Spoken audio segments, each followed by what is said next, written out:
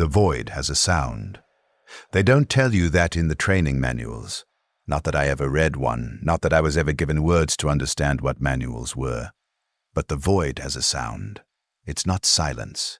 Silence would be mercy. The void hums with the frequency of your own nervous system consuming itself, the wet electric crackle of neurons firing into nothing, searching desperately for stimulus that will never come. For 63 years, that was the only sound I knew. That, and the rhythm of my own heart, a heart I would later learn was an abnormality, a flaw they'd eventually correct. My name was Kale, I think. The memory of having a name feels like something I borrowed from someone else's life, a data fragment that doesn't belong in my storage but somehow persisted through the erasure protocols. If I concentrate, and concentration is difficult when your thoughts move at speeds that would kill a baseline human, I can almost remember a moment before the void. Almost.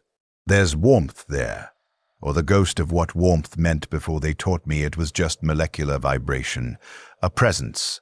Large hands, maybe, a voice that made sounds I didn't yet understand were called words. My father, perhaps.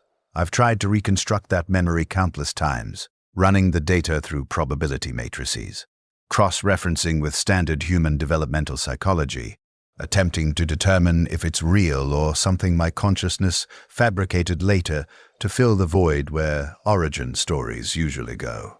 The warmth could be verified. Infants require elevated ambient temperature for survival. The hands, statistically likely, someone had to have handled me before acquisition. The voice, probable. Human infants are exposed to vocalization even in adverse circumstances. But the feeling underneath those sensory fragments, that sense of safety and being wanted, that's almost certainly fabrication. Nobody wants a child born with a neural void. Nobody keeps an infant whose soul shadow doesn't register on sanctioned psychoscans. Nobody mourns when the Officio Assassinorum's acquisition teams arrive to claim such aberrations for the Imperium's purposes. Still, I hold that false memory like a talisman, this tiny jewel of invented comfort in the vast waste of what came after.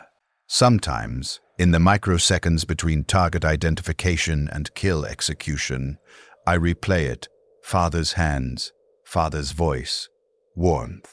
Then I pull the trigger, or slide the blade between vertebrae, or introduce the toxin into the target's air supply, and the memory dissolves back into irrelevance. Then nothing.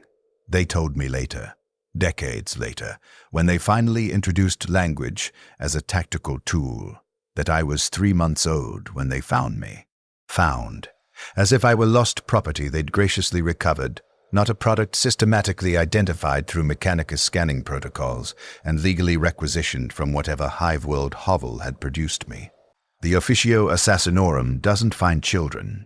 It acquires them, purchases them, steals them from parents who'll never know what their child became, or manufactures them in gene labs where screaming is factored into the production timeline as a necessary byproduct of successful consciousness integration. I was a discovery, they said. A mutation so rare the geneters initially classified me as a separate subspecies before bureaucracy demanded I be relabeled as aberrant human, tactically viable. My neural structure, I have the technical specifications memorized now because they made me memorize everything about what I am. Possessed what they termed a psionic null void, a biological impossibility that existed anyway. Where other humans generate a faint psychic presence, that low-level background hum of consciousness that navigators steer by and demons feed on, I generated nothing. Less than nothing. I was a hole in reality where a person should be, a space that psychers couldn't perceive because there was literally nothing to perceive. No soul shadow, no warp reflection, just absence carved into the shape of a human infant. The Mechanicus scholars who first studied my brain tissue, they took samples, I've seen the extraction logs, didn't bother with anesthesia because why waste resources on a 3-month-old specimen, described it as a localized failure of the immaterium to interact with baseline reality, which is a very technical way of saying I. Shouldn't exist, But I did, and that made me valuable. The Imperium has always been efficient at weaponizing things that shouldn't exist. It's arguably the only thing the Imperium does well, taking impossibilities and grinding them into tools, regardless of the cost in human suffering or metaphysical horror. A baby with no soul? Perfect assassin material. A psyker who screams in 60 languages simultaneously? Bind him to an astronomic lighthouse. A child with metal affinity mutation? Wire him into a tank's targeting system until his consciousness becomes indistinguishable from the machine spirit that supposedly guides the shells. I don't remember being taken from wherever I came from. My first actual memory, if you can call it memory when it's just sensory absence catalogued by an infant brain trying desperately to make sense of nothing, is the tank. They called it a sensory deprivation chamber, which is like calling a torture device a physical correction facilitator. Technically accurate, spiritually obscene. The tank was 3 meters by 2 meters by 2 meters, constructed from ceramite and plastio, lined with sound-dampening materials that absorbed even the faintest vibration. Filled with amniotic gel kept at exactly 36.7 degrees Celsius, close enough to body temperature that after the first few months I couldn't distinguish where my skin ended and the gel began. Total darkness. Not the darkness you experience when you close your eyes in a room at night. That darkness still has texture, still has the faint pressure of air, the distant sounds of a world existing beyond your eyelids. This was the darkness of absolute sensory void. The darkness at the bottom of a sealed container buried deep beneath the Assassinorum facility on Terra. Shielded behind meters of rock and metal specifically designed to prevent any electromagnetic radiation, any sound wave, any possible stimulus from reaching the occupant. No light had ever entered this space. The gel conducted no sound. The temperature variation was maintained within 0.01 degrees by automated systems so precise they made chronometers look sloppy. There was no scent because the gel was filtered and recycled through scrubbers that removed every molecular trace of anything that might register as smell. I floated there for 63 years. Let me be clear about what that means.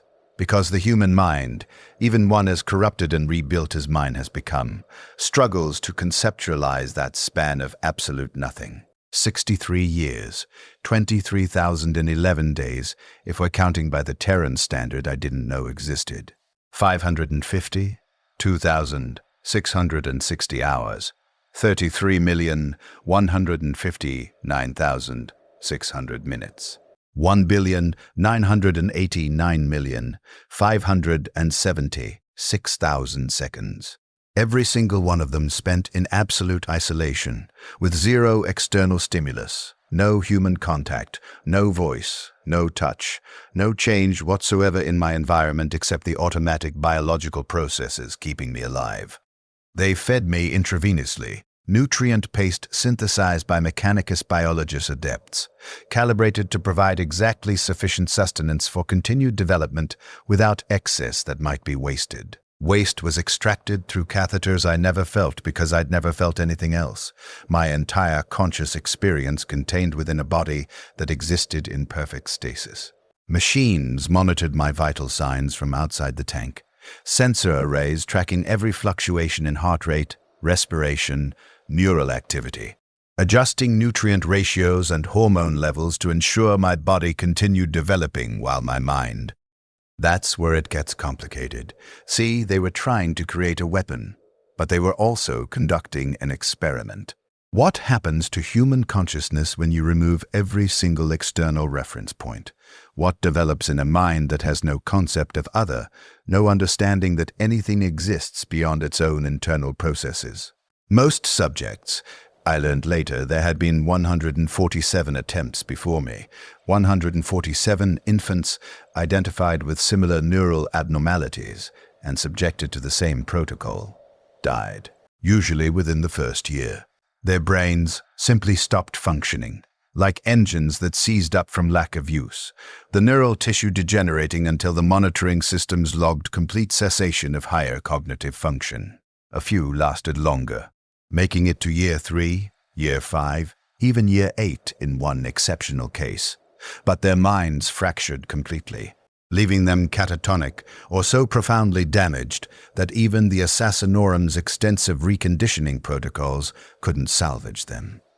Subject 147, Delta, that was me, my designation before they bothered giving me a name, survived, thrived even by their metrics. My consciousness developed entirely internally, with no external framework to shape it. I had no words, no concepts, no understanding of time or space or self. What I had was biological process, the automatic functions of staying alive, the involuntary firing of neurons, the chemical cascade of hormones and neurotransmitters cycling through patterns determined by genetic programming, and something else.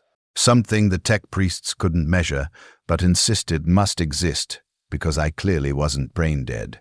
Brain activity registered on their instruments. Patterns formed and reformed in my neural architecture. But patterns of what? Patterns representing what?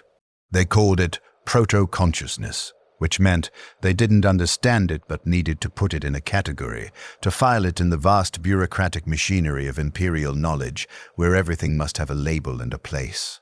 I called it, well, I didn't call it anything because I didn't have language.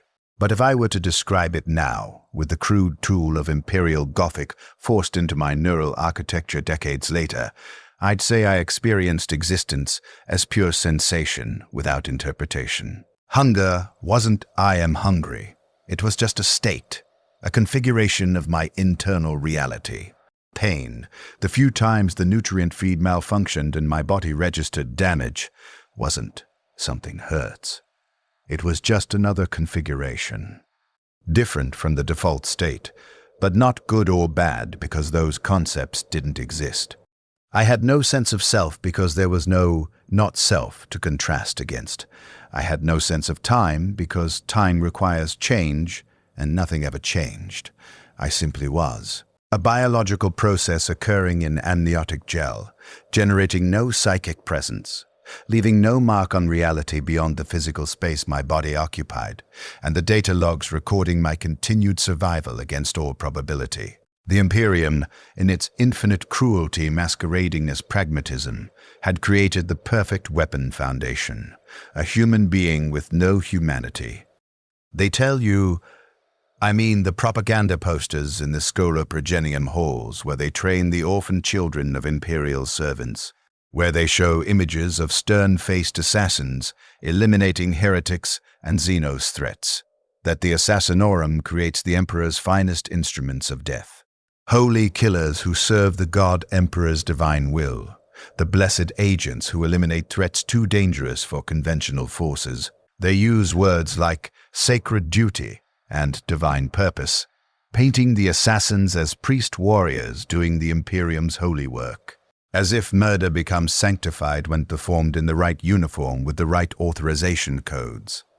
They lied, or rather, they used the language they'd been trained to use, never questioning whether any of it meant anything beyond control and compliance. The priests who blessed the training facilities, who performed the rituals of sanctification over the equipment, who spoke prayers over the bodies of failed subjects before they were rendered down for protein reclamation. Those priests believed their own propaganda, genuinely believed that the Emperor, locked in his eternal decay on the Golden Throne, somehow guided the Assassinorum's work, that he protected those who served him faithfully. The Emperor, if he even notices what's done in his name, if there's anything left of consciousness in that desiccated corpse maintained by machines and daily sacrifice, doesn't protect anyone. Certainly didn't protect me. Didn't protect the 147 failed attempts before me. The children whose brains liquefied in sensory deprivation tanks, while tech priests adjusted variables and noted results in data logs with the same emotional investment they'd show recording the corrosion rate of ferrocrete. Samples. If there's divine will in that, it's the will of a corpse god whose protection extends only to those useful enough to exploit and disposable enough to sacrifice. I learned that later, much later, when they finally introduced concepts like emperor and divine and protect into my consciousness, I processed them the same way I processed everything else, as tactical data, useful for predicting enemy behavior, irrelevant to actual survival. The Emperor was a category in the hierarchy of imperial authority structures. Divine was a linguistic marker indicating high-priority ideological concepts that motivate target behavior. Protect was a promise the Imperium made to ensure compliance, not an actual description of any protective function. When they taught me to say, "The Emperor protects," I understood this is a control phrase. This is what humans say to make other humans willing to die. I filed it under tactical manipulation strategies. But I'm ahead of myself. That's a cognitive error they never fully corrected. This tendency to experience time non-linearly, to jump forward and backward through my own memories, like they're spatial locations rather than temporal sequences.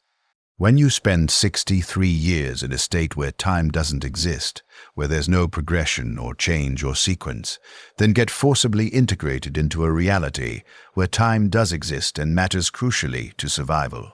Something in your neural processing never quite synchronizes. Past and present and future become unstable categories. I remember things that haven't happened yet. I forget things currently happening. My consciousness exists partially outside normal temporal experience. The Assassinorum classified this as a feature, not a bug. Precognition, they called it, though it's not genuine precognition in the psycho sense. I have no warp connection, no ability to perceive future timelines. It's more like my brain processes probability matrices so quickly that I predict outcomes before they occur, then experience the prediction and the reality simultaneously, creating temporal confusion that looks like seeing the future. Let me return to the tank, to year 47, to the moment everything changed, though moment is a word that had no meaning to me then, no more meaning than yesterday or next week or any other temporal concept that requires sequential experience to comprehend. Something touched me, not the gel, not the catheter tubes or the nutrient lines or the waste extraction systems, those constant pressures that had been part of the default configuration for 47 years. Something other. Something that wasn't part of the baseline reality I'd existed within for every moment of conscious experience. A pressure against my shoulder blade. Distinct, different. Wrong, no, not wrong, because wrong implies judgment, and I had no framework for judgment.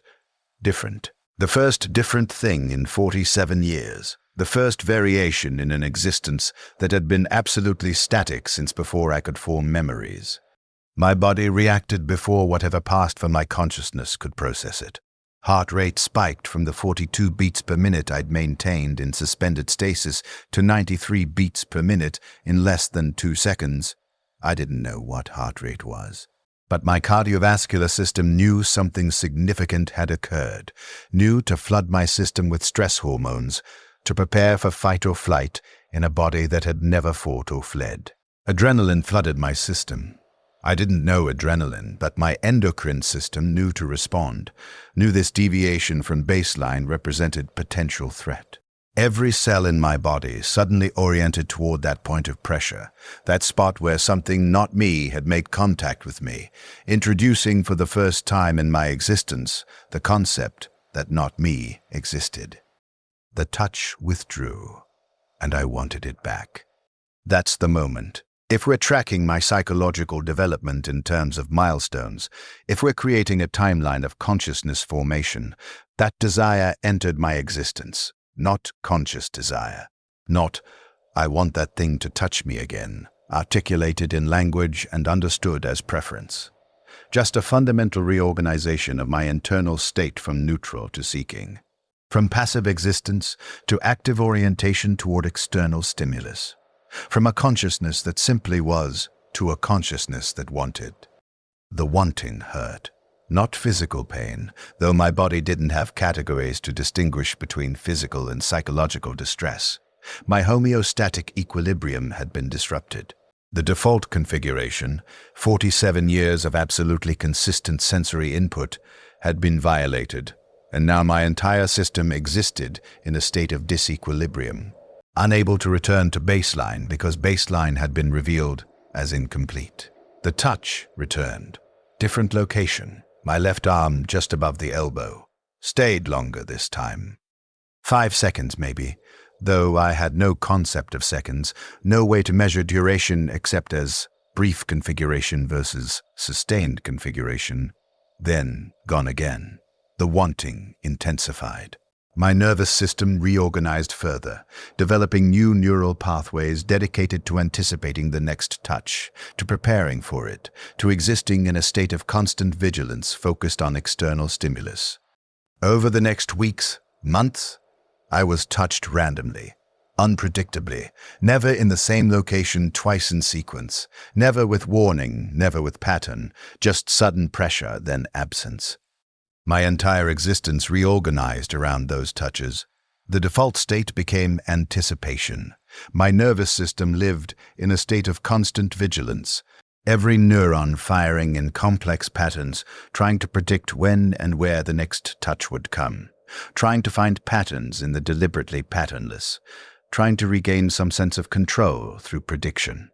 Years later, reviewing my own training logs during the brief period they allowed me access to historical data about my creation, I learned this was phase 1 of the contact introduction protocol. They'd inserted a mechanical arm into the tank, a precise instrument capable of applying measured pressure to specific locations on my body, introducing unpredictable tactile stimulus to activate my startle reflex and create the neural foundation for external awareness.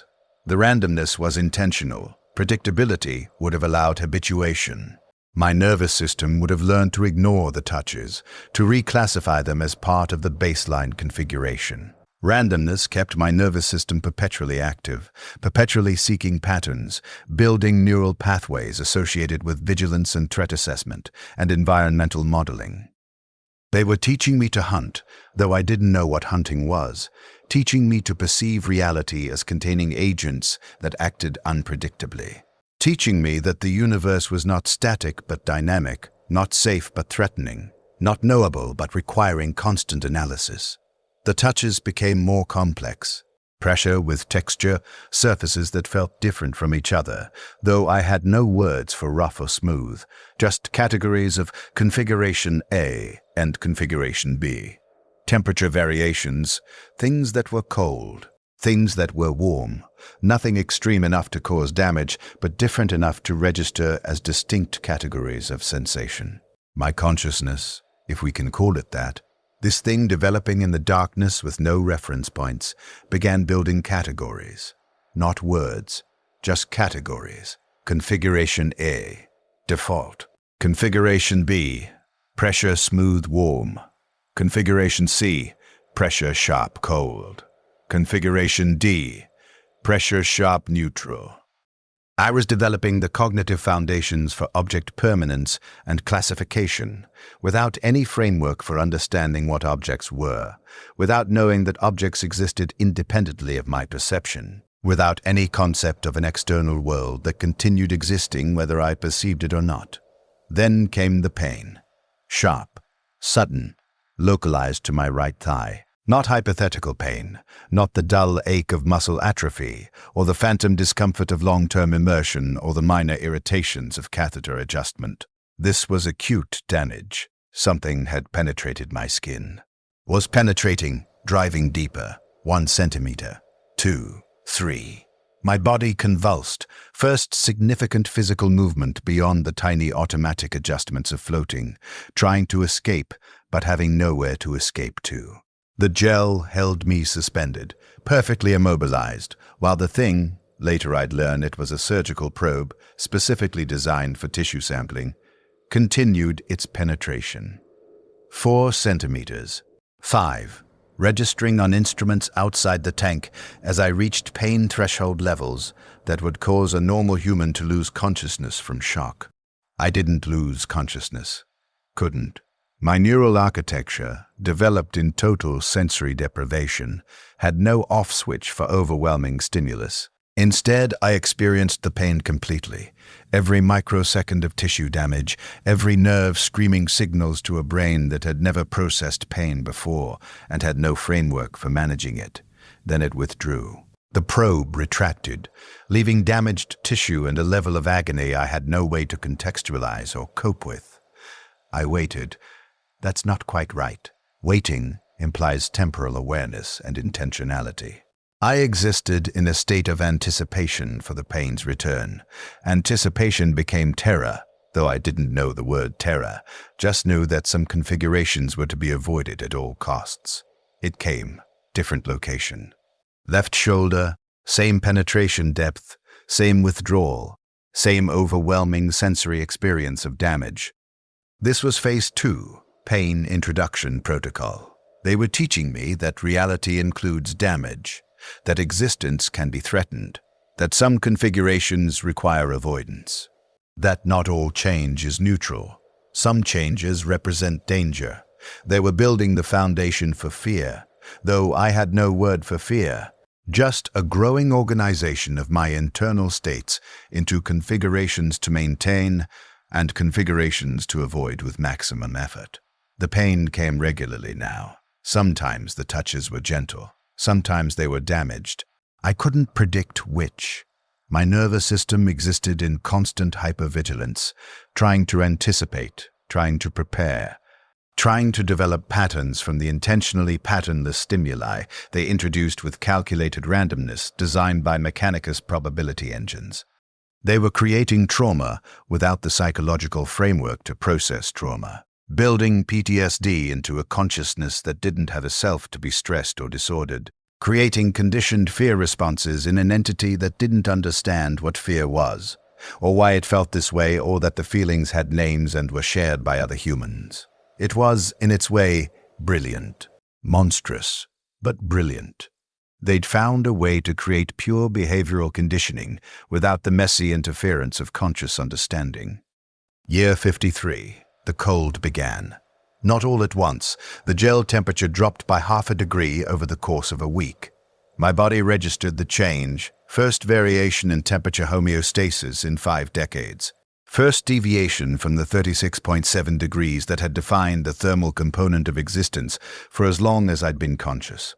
Over the following weeks, the temperature continued dropping, 1 degree, 2, 5, 10, 15.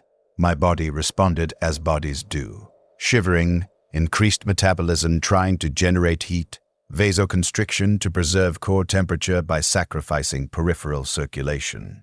But I had no fat reserves, no significant muscle mass beyond what minimal tone persisted from occasional involuntary movements and the electrical stimulation therapy they'd administered without my awareness. I was burning through my energy stores with nothing to replace them.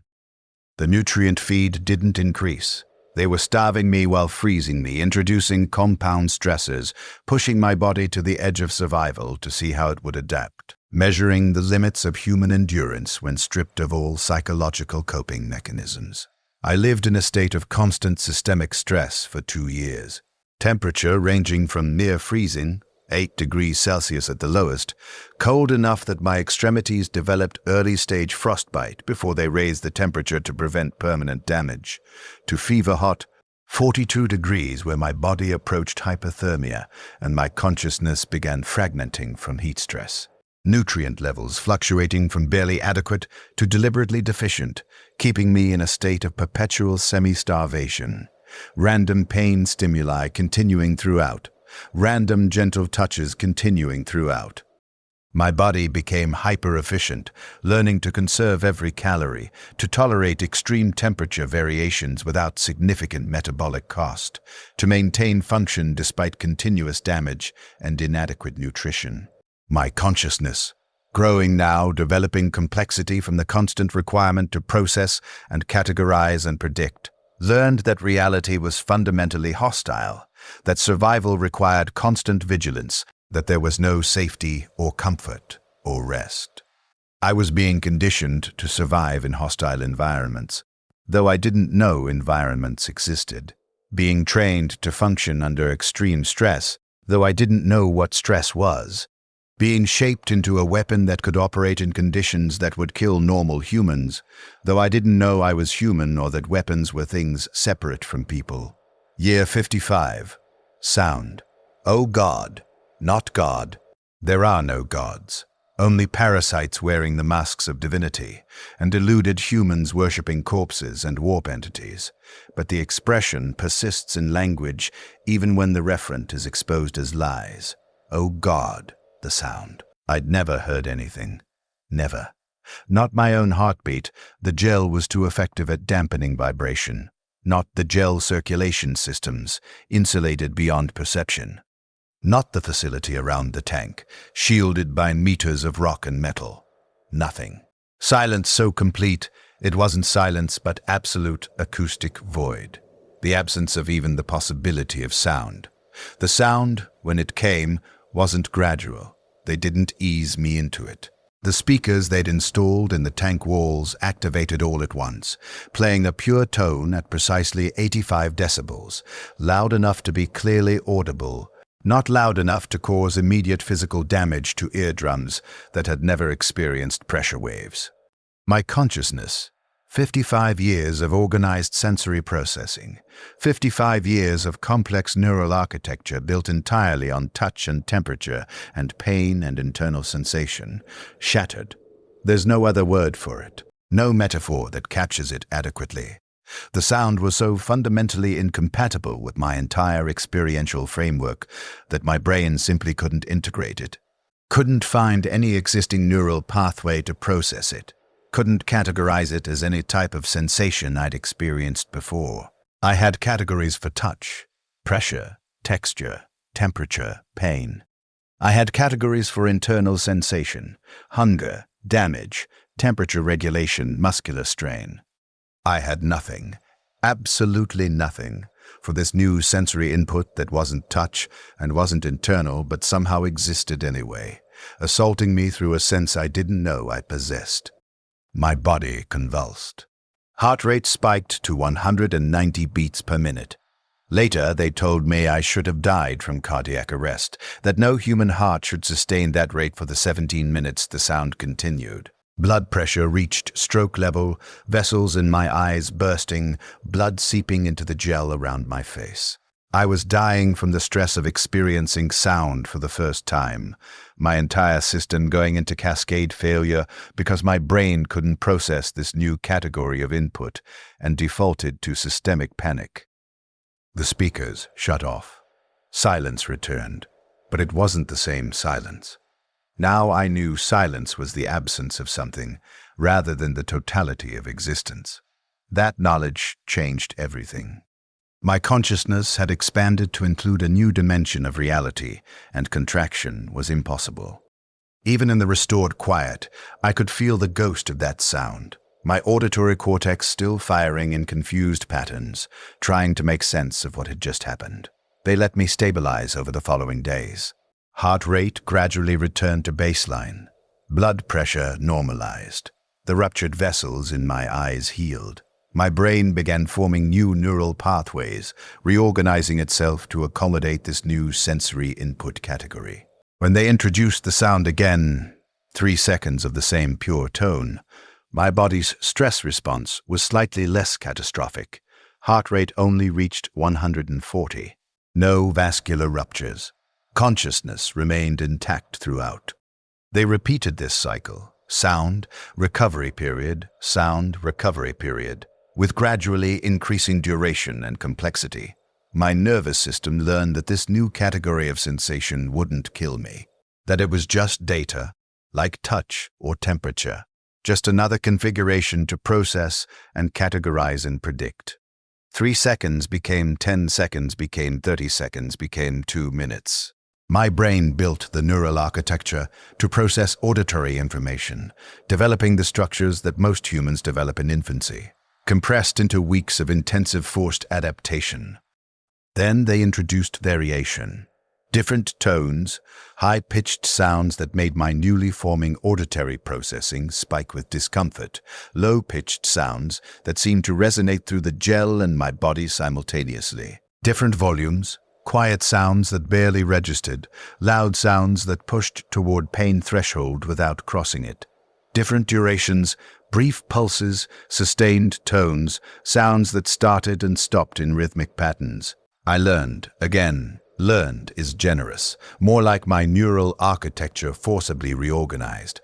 To accommodate that sound came in categories: high versus low, loud versus quiet, brief versus sustained, simple versus complex. My consciousness expanded to include these categories, to process them as automatically as I processed touch or temperature.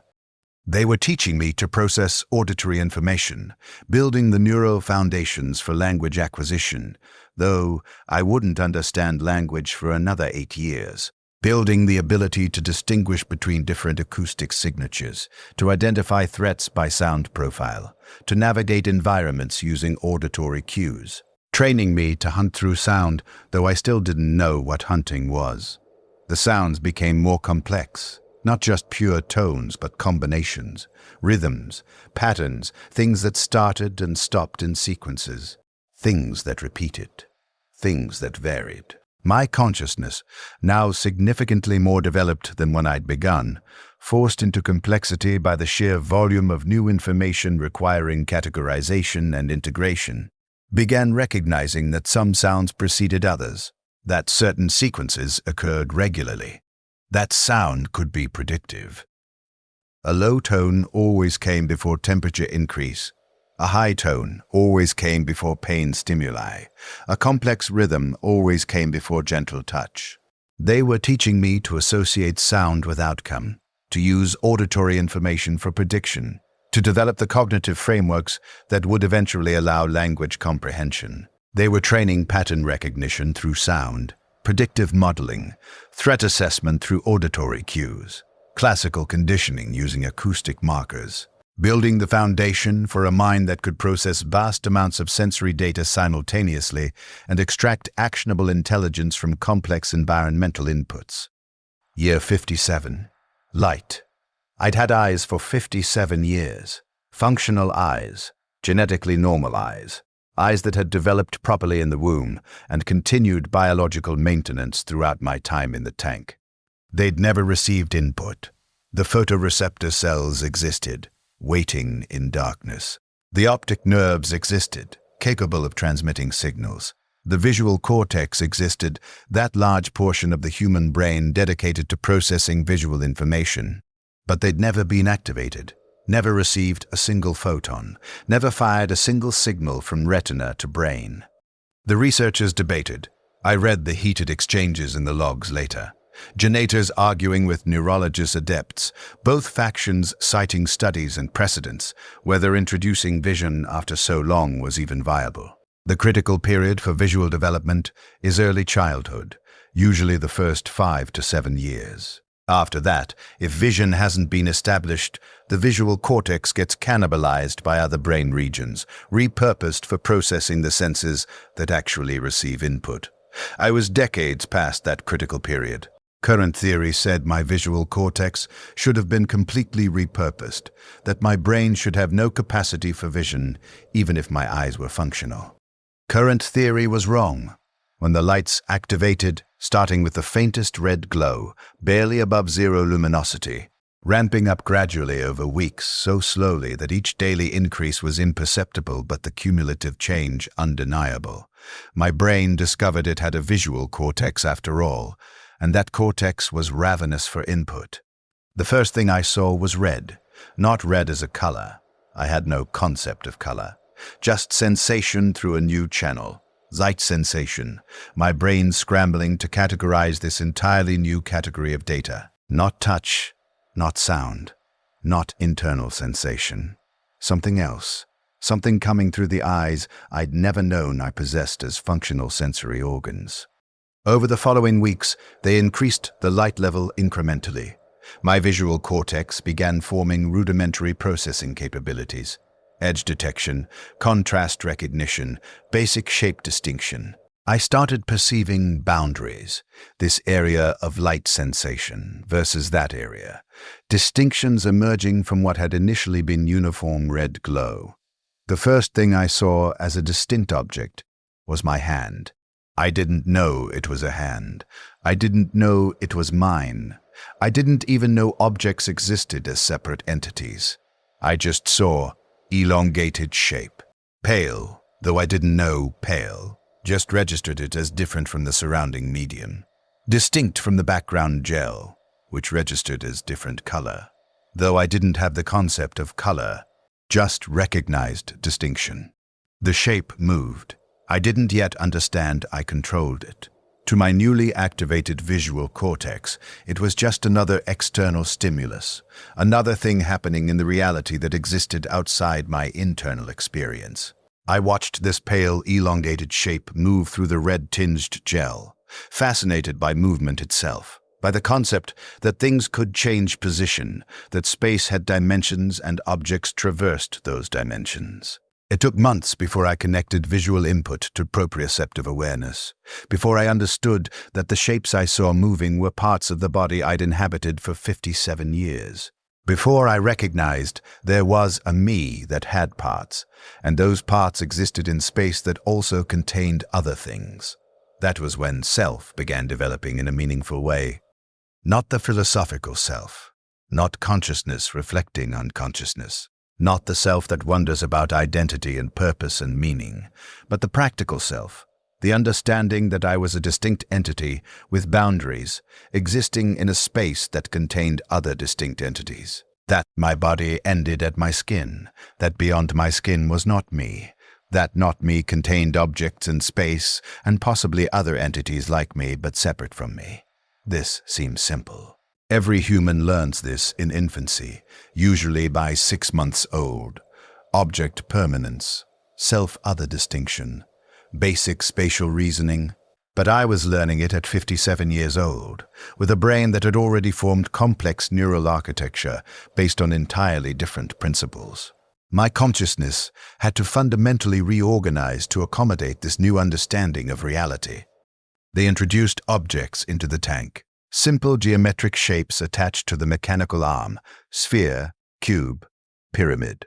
I watched them, touched them, learned that things had shapes, and those shapes stayed consistent even when orientation changed, that a sphere looked the same from any angle, that a cube had edges and corners that stayed in fixed relationship to each other, regardless of how the cube was rotated.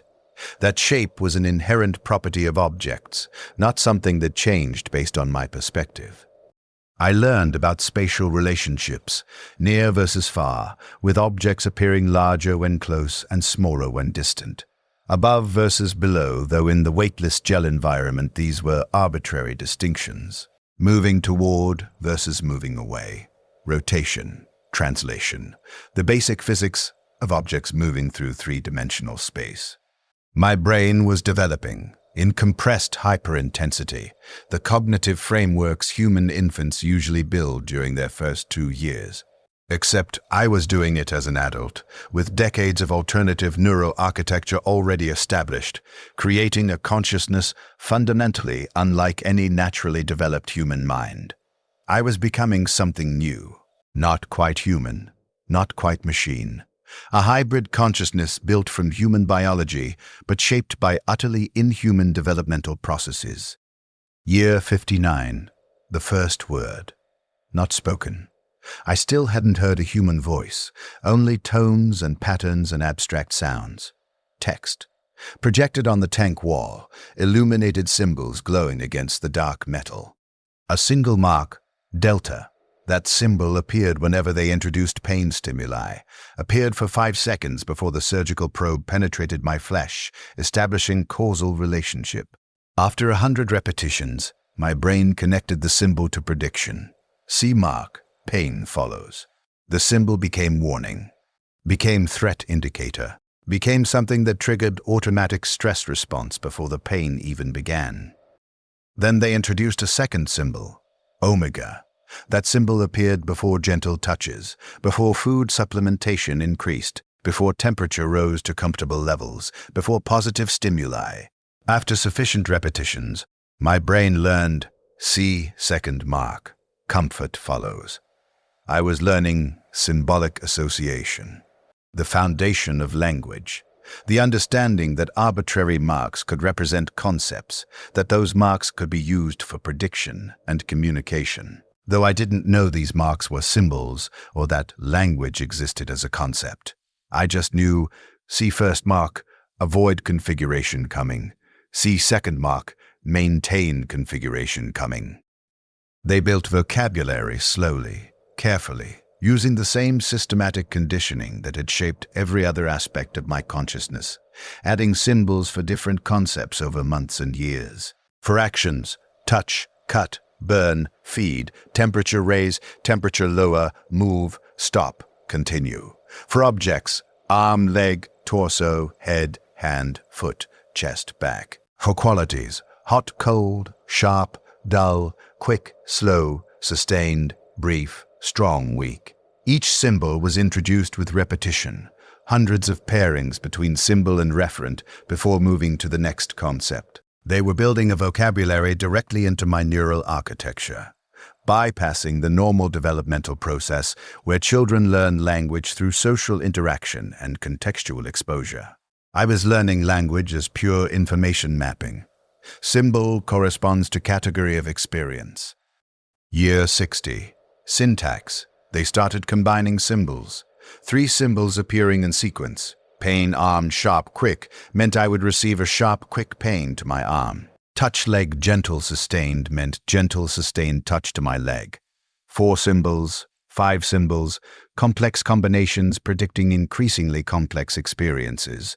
I learned the symbols represented components of experience, and combinations of symbols predicted complex experiences.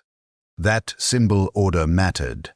Pain, arm, sharp was different from arm, pain, sharp was different from sharp, pain, arm. I was learning grammar, learning syntax, learning the structural rules that govern how symbols combine to create meaning. This was language, reduced to its most fundamental function. Prediction and control. Not communication. There was no one to communicate with. Not expression. I had no thoughts sophisticated enough to require expression. Just pure information transfer. Symbol patterns predict reality patterns. Learn symbol patterns, predict reality, survive better. Year 61. They drained the tank. I'd never experienced gravity. Never felt weight. My muscles, despite decades of electrical stimulation therapy I hadn't been consciously aware of, they'd been running current through my muscles while I slept, preventing complete atrophy, couldn't support my weight. When the gel level dropped below my body, I collapsed against the tank floor, experiencing pressure along my entire back and side for the first time. Crushing pressure. Weight. My own body trying to kill me through gravitational force I had no context for understanding. Every bone felt like it was breaking. Every muscle screamed. My lungs, accustomed to the pressure support of surrounding gel, couldn't expand properly against gravity. I gasped, drowning in air, unable to breathe correctly because I'd never had to work to breathe before. My heart hammered, struggling to pump blood through a body suddenly subjected to gravitational pooling. I lay there for hours, unable to move, every nerve screaming from the overwhelming stimulus of full-body contact, with a solid surface and gravitational force dragging me against that surface relentlessly. Eventually, and I don't remember this consciously, it's from the video logs I was shown later, I began trying to move, lifting my head, shifting my arms, learning motor control against resistance for the first time in 61 years. It took 3 months before I could stand. My legs shook uncontrollably, muscles too weak to maintain the complex balance required for bipedal posture. I fell constantly, relearning what infants learn in their first year, how to sit, how to balance, how to coordinate muscle groups to maintain posture against gravity. 6 months before I could walk, shuffling steps with support from the tank walls. 9 months before I could walk unassisted, a year before my gait looked remotely human. They accelerated my physical rehabilitation with chemical assistance. Hormones to promote muscle growth, anabolic compounds to increase strength, stimulants to increase training capacity and reduce recovery time. Pain suppressors so damage wouldn't limit my progress. My body transformed under this chemical bombardment. Muscle built on skeletal frame. Coordination improved. Strength increased. My body became functional. Skeletal, hollow, but functional. I weighed 43 kilograms when they drained the tank, catastrophically underweight for my height. Within 18 months of intensive rehabilitation and chemical enhancement, I weighed 72 kilograms, most of it lean muscle tissue. Year 62.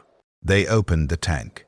The door, I didn't know it was a door, didn't know doors existed, swung outward and air rushed in. Moving air, not gel, not temperature-controlled stasis, but air with currents and variations and smells. Oh God, the smells. Chemicals, astringent cleaning compounds that burned my newly activated olfactory receptors. Metal, rust and oil and the ozone tang of electrical systems. Organic decay from my own waste products they hadn't completely filtered. Plastic polymers off-gassing. The strange smell of other humans. I didn't know it was human smell, didn't know humans besides me existed, just registered, organic, complex, slightly acrid, sweat, breath. The subtle pheromone signatures of stress and anticipation from the technicians watching my emergence. Scents I had no names for, no framework for processing, hitting my olfactory system in an overwhelming cascade of input. Thousands of distinct molecular compounds registering simultaneously. My brain tried to categorize them all, tried to process this enormous data stream, and simply couldn't handle it. I collapsed again, not from physical weakness, from sensory overload. My brain, trained to process extremely limited input with hyperfocus, suddenly receiving full-spectrum environmental data from every sense simultaneously, simply couldn't handle it. Vision showing me vast space beyond the tank. The facility's medical bay, 30 meters across, filled with equipment and personnel. Sound bringing me voices, machinery, ventilation systems, footsteps, the rustle of fabric, electronic beeps, dozens of simultaneous audio sources. Touch bringing me air currents against my skin, the cold metal floor beneath my feet, the texture of my own skin where I'd never felt it before. Smell bringing thousands of compounds. Taste, the air had taste, chemical and metallic. My consciousness fragmented under the input load. Too much data, too many channels, too much reality all at once. They'd expected this. The medtech team, I didn't know they were medtechs, didn't know what medtechs were, didn't understand these were humans like me except they weren't like me at all. Administered neurochemical stabilizers, injections that dampened my sensory processing to sub-baseline levels, reducing input to tolerable amounts. The world became muted, tolerable. I could see, but not with overwhelming clarity. Could hear, but not every minute sound. Could smell, but not the full complexity of the environment. Over the following months, they gradually reduced the suppressants, forcing my brain to adapt to normal sensory loads. Forced neuroplasticity through chemical control and systematic exposure, the same technique they'd used for everything else. My consciousness expanded and reorganized and became something new. Not human as humans naturally develop, but not entirely inhuman either.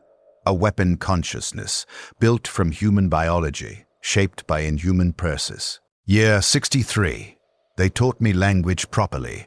Not just symbols for prediction, but actual language with grammar and syntax, and the ability to think in words rather than pure sensory anticipation. They brought in a linguistic specialist, thin man, middle-aged, wearing the red robes of a Departamento Minatorum educational division, who sat with me in the rehabilitation chamber and spoke. The first sentence I understood, "You are property of the Officio Assassinorum." Not my name. Not "you are human." Not "you are safe now." First, they wanted me to know, you are property. You belong to the Imperium.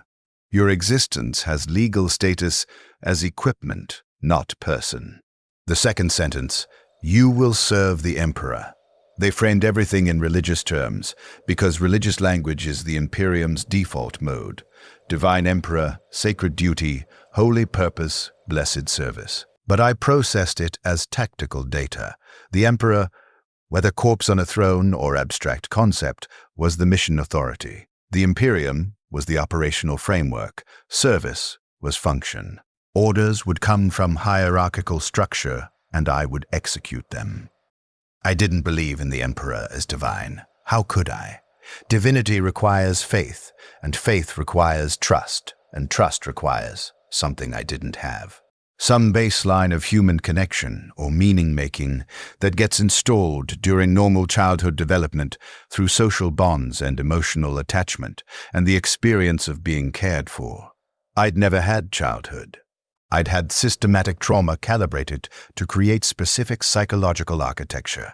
When they said, "The Emperor protects," I understood. This is control language. This is what humans say to make other humans compliant. This is how the Imperium maintains behavioral conformity across populations too vast and diverse for practical governance. I filed it under enemy behavioral patterns and manipulation tactics because that's what my mind did with every piece of data. Everything was tactical. Everything was operational intelligence. They tried to make me prey, part of the standard assassinorum indoctrination, I later learned. Even the most specialized operative was supposed to maintain basic imperial religious compliance.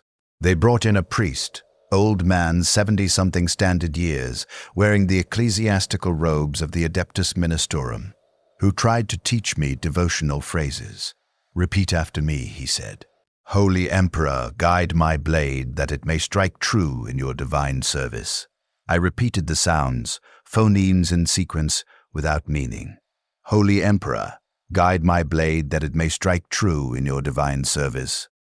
"Do you feel his presence?" the priest asked, leaning forward with desperate hope in his eyes. I was learning to read facial expressions to extract emotional data from human features. I processed the question. Feel. Two problematic terms. I feel air pressure from the ventilation system at approximately 2 meters per second. Temperature at 21 degrees Celsius. Atmospheric composition standard. Your respiratory rate at 18 breaths per minute. Heart rate approximately 80 beats per minute. Elevated cortisol suggesting stress or anticipation. No other presences detected in the immediate environment. The priest looked distressed. Facial muscles contracting in patterns I was learning indicated disappointment and concern. "No, child. Though you're no child, are you? 63 years in that tank. I mean, do you feel him spiritually, in your soul?" "Define spiritually in measurable terms," I said. "Define soul using objective reference." He couldn't. Stumbled through explanations about faith and belief and connection to the divine. Abstract concepts with no concrete definitions. Spiritual meant psychological states humans didn't understand, so attributed to external sources. Soul meant consciousness, but with metaphysical assumptions about persistence after death and connection to immaterial realms. None of it had operational definitions. None of it could be measured or tested or verified.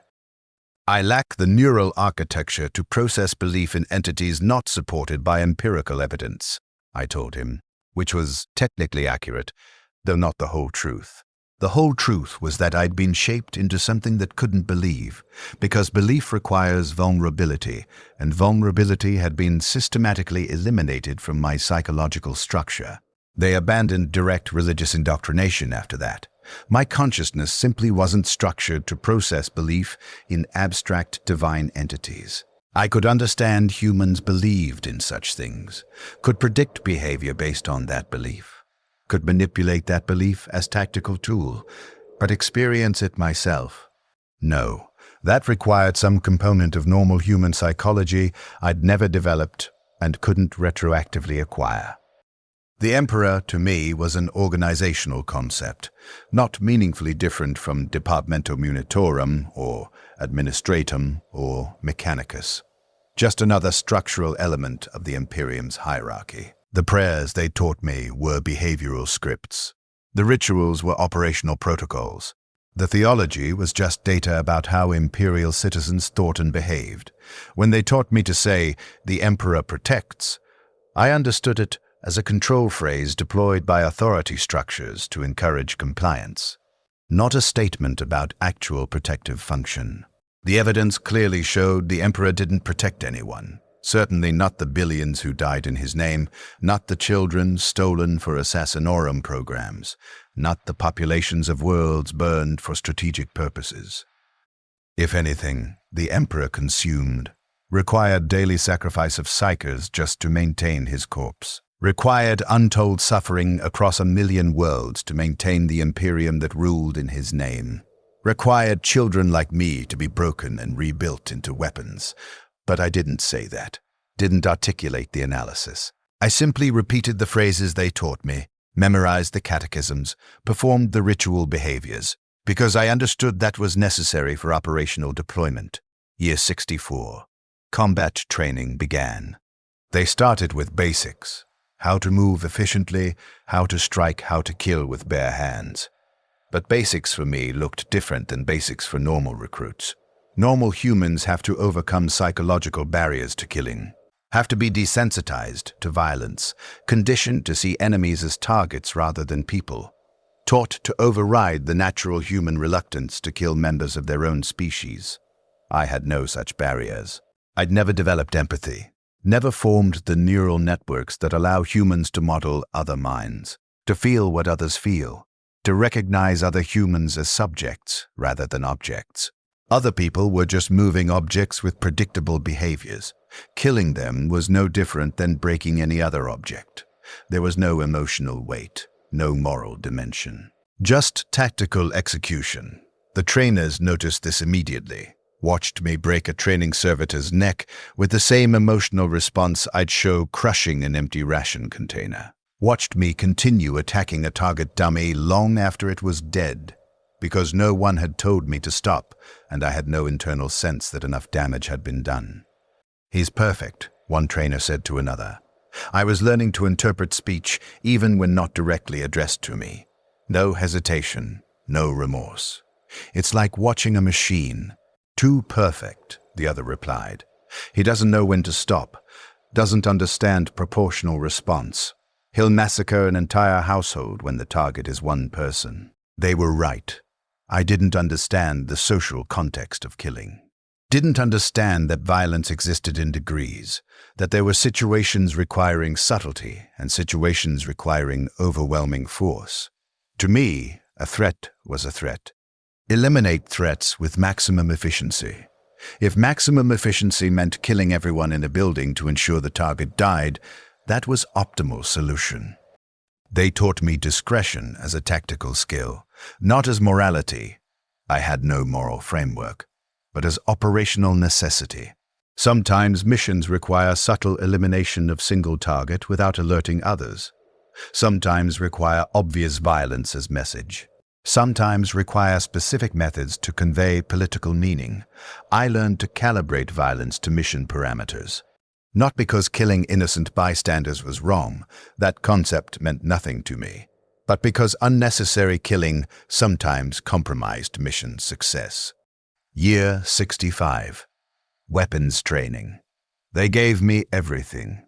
Knives, pistols, rifles, exotic weapons I'd never seen and would later learn were rare even among assassinorum assets. I excelled at all of them. Not because I was naturally talented, because I had no fear of failure, no performance anxiety, no ego investment in being good at things. Just pure process, execute technique, observe result, adjust parameters, repeat. The neurological advantages of my conditioning became apparent during this phase. My processing speed, developed through 63 years of hyper-focused sensory analysis, was significantly faster than baseline human. I could track multiple moving targets simultaneously, could calculate trajectory and windage and gravitational drop in microseconds, could predict enemy movement patterns 3 steps ahead based on minimal input. They tested my reaction time, 7 milliseconds between stimulus and response. Baseline human average is 250 milliseconds. I was operating more than 30 times faster than normal human reflexes. The void nature of my consciousness provided additional tactical advantages. Psychers couldn't detect me, couldn't read my intentions or emotions, because I generated no psychic presence. I was invisible to any form of warp-based detection, could walk past a sanctioned psyker and register as empty space. Could approach a chaos cultist performing divination rituals, and they'd never sense my presence until my blade entered their flesh. This made me the perfect weapon against certain target categories: rogue psykers, chaos cultists, anyone relying on warp sense for security. I was the thing they couldn't see coming, the absence where an assassin should be. Year 67. First mission. Target: rogue astropath on Hive World Volg-Hesh, using his abilities for personal gain, selling precognitive information to underhive gangs, destabilizing the planetary government's ability to maintain order. He'd fortified his position, surrounded himself with psycho bodyguards who could detect threats approaching. Standard Assassinorum assets couldn't get close. The psychic early warning system was too effective. They sent me, I remember the insertion drop pod from orbit, 30 seconds of atmospheric entry burning, impact in the underhive 3 kilometers from target location. I remember moving through the darkness, through crowds of underhive citizens who didn't notice me because I looked like nothing special, just another thin figure in the shadows. I remember approaching the target compound, walking past the psycho sentries who stared right through me, their warp sense showing them nothing. Empty space where I stood. I remember entering the target's chamber. He was performing a reading, laying cards for a gang lieutenant, explaining how the cards predicted violence in the eastern sectors. Didn't notice me until I was 3 meters away. Then his face changed. Confusion, terror, incomprehension. He tried to use his powers, tried to blast me with psychic energy. The energy dissipated before reaching me. Warp force couldn't interact with the void I represented. I shot him 3 times. Center mass, standard execution. He died confused, still not understanding what had killed him. The mission took 47 minutes from insertion to extraction. The after-action report praised my efficiency. Perfect execution. 0 complications. Target eliminated without collateral damage or exposure. I felt nothing about it. No satisfaction in successful mission completion. No guilt about taking a life. No curiosity about who he'd been or why he'd turned rogue or whether he'd deserved death. Just nothing. Mission complete. Awaiting next mission. That absence of response concerned the Assassinorum psychological evaluators. They ran tests, tried to determine if I was suppressing emotions or genuinely didn't experience them. The conclusion: genuine absence. I'd never developed the neural architecture for emotional response to violence. Killing generated no more psychological response than performing maintenance on equipment. Year 69, 15th mission. Target was a planetary governor suspected of chaos corruption. Intelligence suggested he was in early stages of allegiance shift, meeting with suspected cultists, introducing subtle policy changes that might create vulnerabilities for chaos infiltration. Not confirmed heretic yet. Just suspicious enough to warrant elimination. I infiltrated his palace compound during a state celebration, 3,000 guests. I moved through crowds invisible to the psykers providing security. Found the governor in a private chamber, alone for brief moment between functions.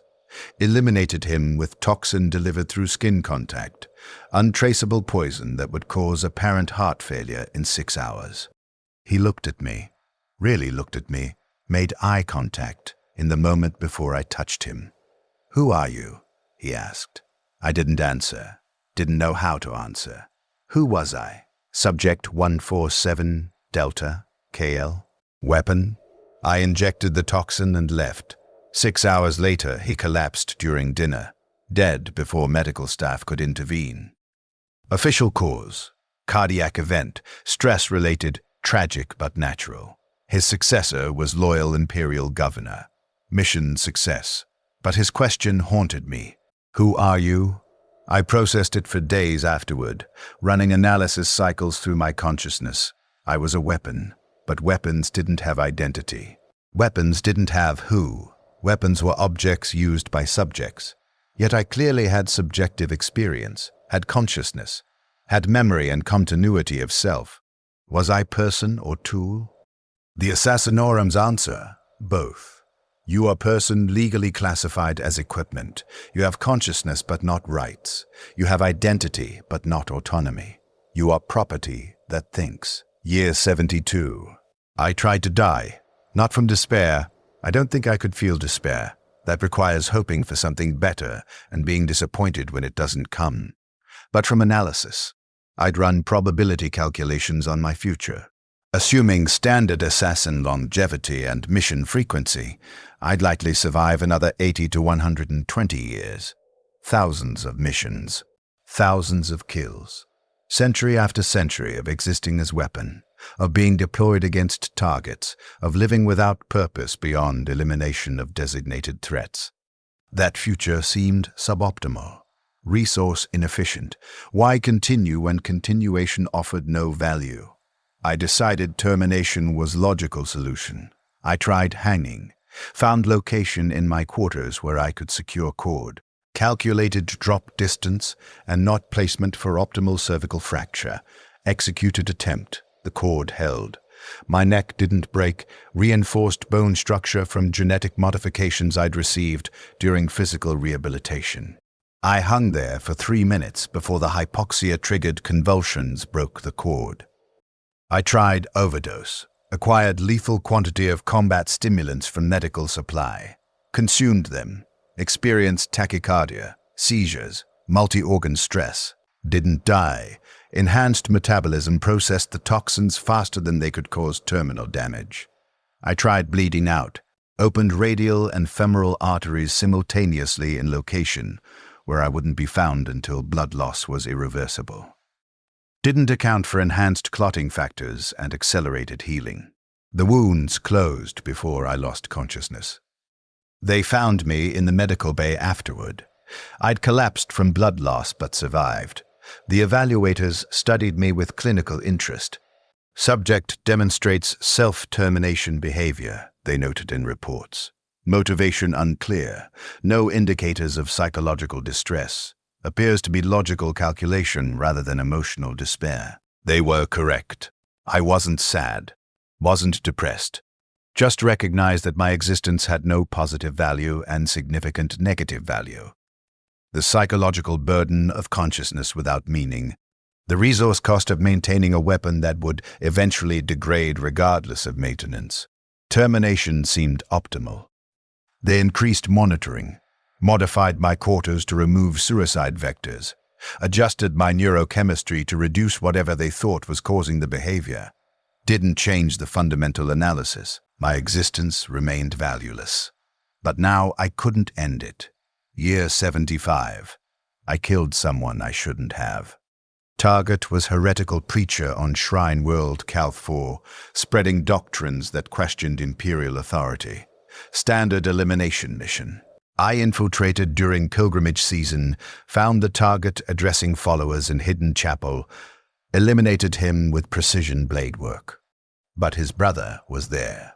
Not suspected heretic, not target, just brother who'd come to try convincing him to recant. Saw me kill the target, would have reported to authorities. Mission compromise was unacceptable. I eliminated him too. Mission report? Success. Target eliminated. 0 complications. I didn't mention the secondary kill. Didn't see it as relevant. Mission parameters said eliminate target without exposure. Killing witness prevented exposure. Optimal solution. Year 78.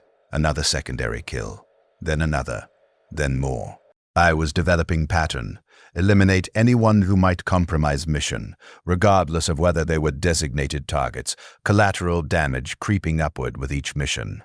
Not from carelessness, from cold calculation that dead witnesses were optimal solution to exposure risk.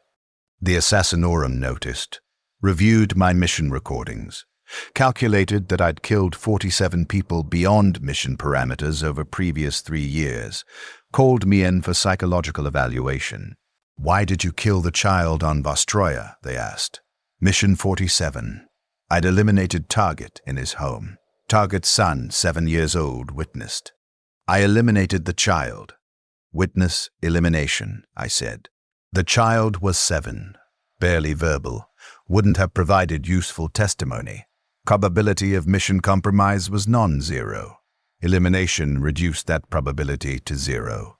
Optimal solution. They understood then. I wasn't becoming sadistic or losing control. I was following the logic they'd built into me to its natural conclusion. Weapons don't value life. Weapons optimize for mission success. Mission success sometimes requires killing people beyond designated targets. Therefore, kill them. They tried to teach me proportionality, tried to install guidelines about acceptable versus unacceptable collateral damage, but guidelines required judgment, and judgment required values, and I had no values except mission completion. Every rule they gave me I'd optimize around. Every restriction I'd find tactical reason to violate. Year 83. Major cognitive restructuring. They realized I'd become liability. Too efficient at killing, not efficient enough at discrimination. A weapon that killed too broadly was dangerous. So they brought me back to the facility, strapped me into neural reconstruction cradle, started modifying my brain. They tried to install empathy, used viral vectors to activate dormant neural pathways, tried to grow the structures that should have developed in childhood. My brain rejected them. Immune response attacked the new neurons. The structures died before integrating. They tried behavioral conditioning, rewards for discrimination, punishments for excessive killing. I learned to game the system, killed only targets when monitored, killed broadly when unmonitored. They tried philosophical education, taught me about human value, about sanctity of life, about imperial citizens being emperor's children who deserved protection. I processed it as data, understood humans, valued these concepts, didn't internalize the values. How could I? Values require caring, and caring was a capacity I'd never developed. After 2 years of attempted reconstruction, they gave up. My consciousness was too specialized, too narrowly focused, couldn't be broadened to accommodate normal human moral reasoning. I was what they'd made me, perfect killer with no capacity for discrimination. Their solution, external control. They installed neural limiters, cybernetic implants that could override my decision-making, prevent me from killing without authorization, made me into a guided weapon rather than autonomous agent. Point me at target. Activate authorization codes. I eliminate target. Then the limiters prevent further action until new authorization comes. I was slave to the authorization codes now. Couldn't even raise weapon without permission from command hierarchy. Couldn't make independent tactical decisions. All agency removed. Pure tool. Year 90. I stopped counting years. Time became irrelevant. I existed in perpetual present, waiting for authorization, executing missions, returning to stasis between deployments. No past that mattered. No future to anticipate. Just eternal now of being weapon pointed at targets by handlers who treated me as equipment. Decades passed, centuries passed. My body was maintained through continuous medical intervention, cellular regeneration treatments, organ replacements, neural tissue refreshing. The Assassinorum had invested too much in my creation to allow normal aging. I was valuable asset. Would be maintained until some mission finally killed me, or degradation became too expensive to reverse. I watched the Imperium change around me, watched wars rise and fall. Watched sectors burn and be rebuilt. Watched humans live and die in vast cycles, while I persisted, unchanging, eternal weapon awaiting deployment. Sometimes, in the spaces between missions, I tried to remember my father, that false memory of warmth and safety. Tried to reconstruct what it meant to be the child I'd been before they made me into this.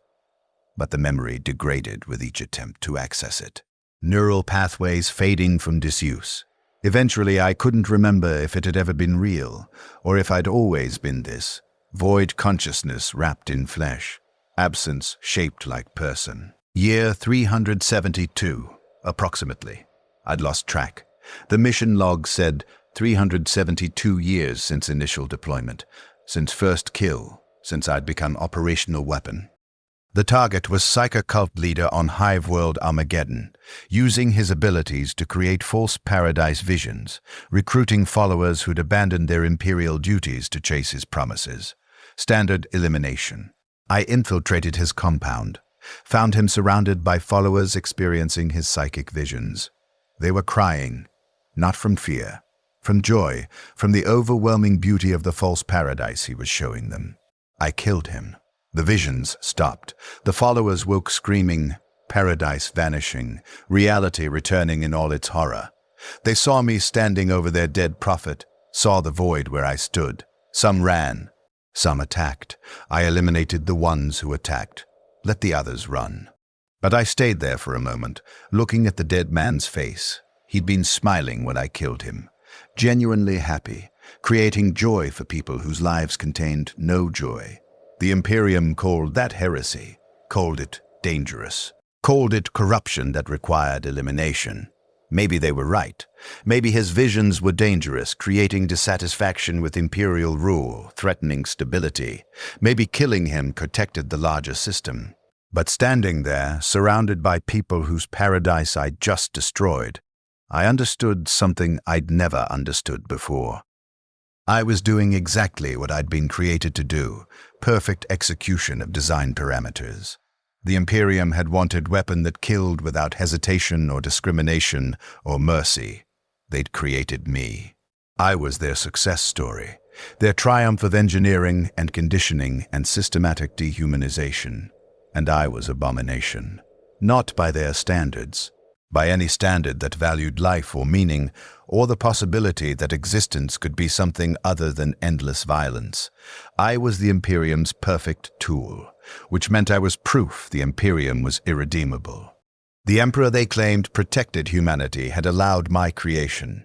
The divine being they worshipped as benevolent authority had permitted children to be stolen and broken, and rebuilt as weapons.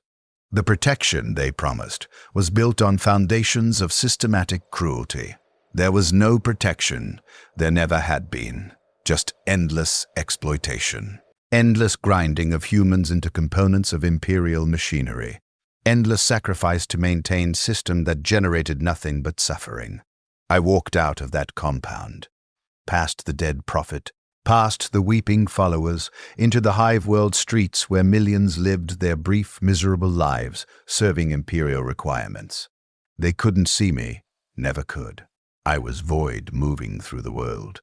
Absence, shaped like assassin. Current time, now. This eternal present where I still exist. I've been active for 823 years. Killed 18,467 people. Give or take a few hundred I didn't bother counting. Served the Imperium faithfully.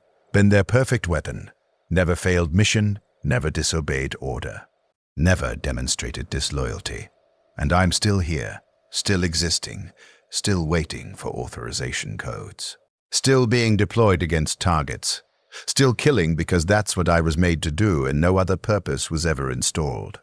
My father, if he was real, died 8 centuries ago. Everyone from my origin time is dust. Entire generations have lived and died while I persisted.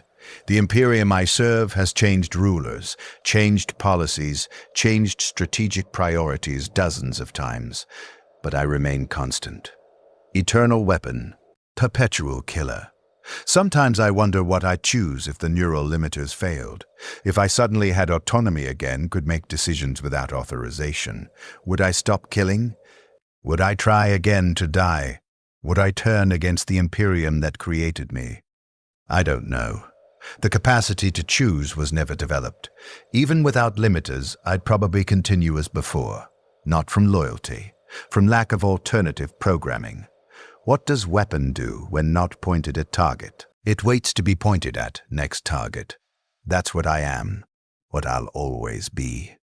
The cruel process of creating Void Assassin was successful.